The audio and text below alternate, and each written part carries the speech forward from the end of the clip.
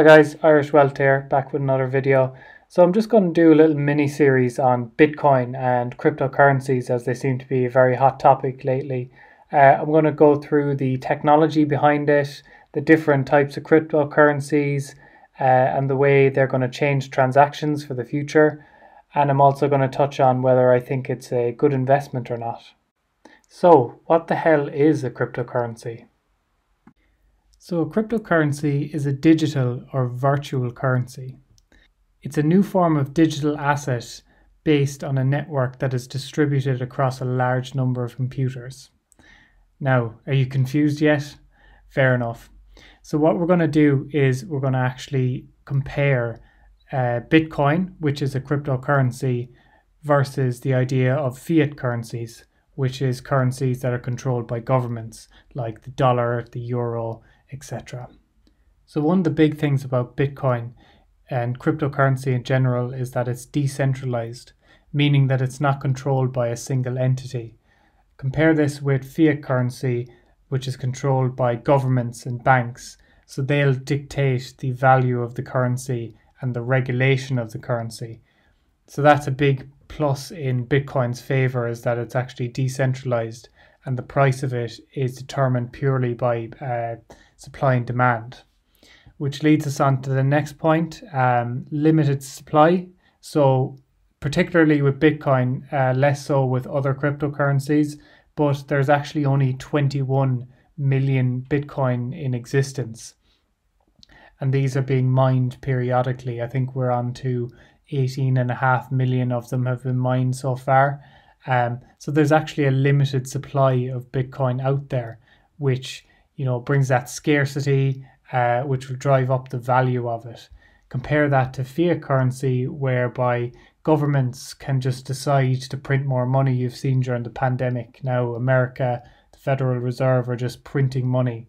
A large percentage of the overall money in circulation in America has actually been printed in the last 12 months, which is absolutely crazy. So the value of fiat currency is actually going down. Your purchasing power is going down. Whereas that's a complete opposite with Bitcoin.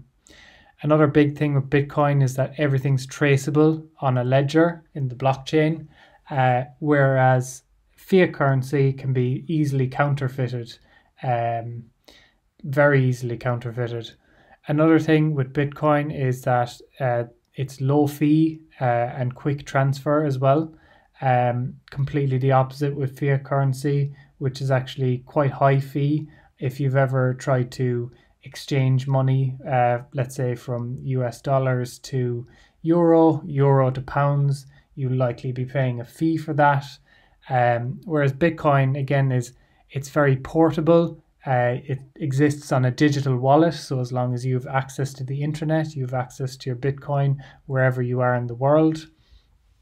Transactions to anywhere really are done within an hour, whereas if you compare that to high volume transactions that are done in fiat currency, you'd be talking a couple of days for those to get actually fulfilled. So there's a lot of positives with Bitcoin when you compare it against fiat currency. In my opinion, do I see it replacing fiat currency? Probably not, but there are certain aspects that we could probably leverage in order to get the full value out of Bitcoin. So if we just compare a traditional transaction to one done via Bitcoin and cryptocurrency and the blockchain. So person A will just submit his transaction to the blockchain where it's logged on a ledger and then sent to person B. And this transaction will be sent within the hour. So I'll explain a little bit more maybe in another video what actually happens on the blockchain and break that down in simple terms. But you can see here that there's just one entity in the middle and it's a very streamlined process. Now compare that to a more traditional example of what we have right now, where person A is using Revolut or Monzo, N26, one of these banking apps, where they need to send money to a bank. This bank needs to send money to person B's bank, who then sends it to her mobile banking app. and then she's able to view the transaction. So on a surface level, this transaction happens instantly. Person A will send the money, person B will see it in their account straight away. But in the background, this transaction is ongoing for a number of days, upwards of 5 days in some cases, depending on the amount. And the issue with this is that money obviously loses value over time. So the longer the window is here before the transaction is executed on the back end, the more money these institutions are going to lose. So that's where I think we can really leverage the blockchain, is to bring this into these sort of normal transactions that we do day to day. Now, this could actually potentially completely mute and nullify the need for these banking institutions and make transactions a lot more transparent and quicker. So let me know if there's some other areas of Bitcoin and cryptocurrency that you'd like me to cover in the future, and I'll be sure to do a video on them. I think my next topic is going to be blockchain and how transactions work on the blockchain. So if you enjoyed this video, guys, give it a like and don't forget to subscribe if you're new. Thanks for watching.